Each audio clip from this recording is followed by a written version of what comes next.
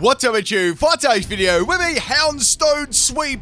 We are going to have a look at Houndstone and its move Last Respects, because this thing is absolutely busted. It is a 50 base power move that increases every single time a member in your party is fainted. Now, yesterday we did the mouse hold sweep. Thank you so much, everyone, for the support on that video. We're going to be continuing this series with all the new Pokemon. Now, let's have a look at its abilities. We've got Fluffy and Sand Rush, and we got the stats pretty nice and high in the attack stat and defense and special defense as well. Not the greatest speed in the world, but it does have Sand Rush. I'm going to be using Last Respects to its fullest extent and showing you how broken this move absolutely is. Now, later on, there's going to be another video too, and it's going to be a brand new series on my channel, so make sure you keep an eye for that. And if you do enjoy the videos, people, please drop a like, a comment, and a subscription if you are new, and let's get into this overpowered Pokemon sweep.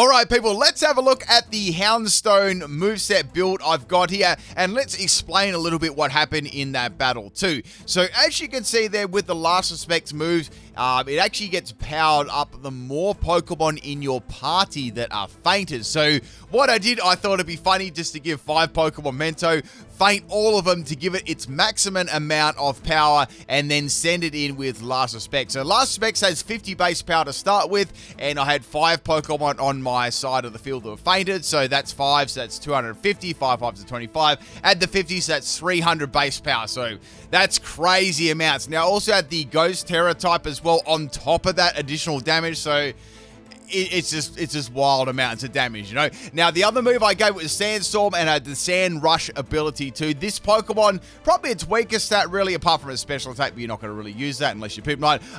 You can boost it up with Sand Rush. So I gave it Smooth Rock to extend out the sand to, from 5 to 8 turns, which is very, very handy, and it lasted like the entire battle there. Now, this could easily slot onto a Sand team. Very, very easy, and be absolute menace. So definitely best suited as a late game sweeper. I mean, the later it's out there, the more base power on the move. But even after 1 Pokemon faints, it's 100 base power. So, you know, it's pretty nasty. You know, 2, and then you got 150. So mid to late game sweeper would definitely work, but a very, very scary Pokemon, and some very, very nice bulk to it too. Like, look at its attack stat, and then you look at its defense. It's like virtually the same, 100 base power, 101, and then you've got 97 on the special defense, which is good too, and you've got its health, which is actually pretty decent all round too. Now, I had Crunch in here in case any normal type Pokemon came, which did in the video, so there was a mouse support in there, and what it did, right, it tried to set up against me,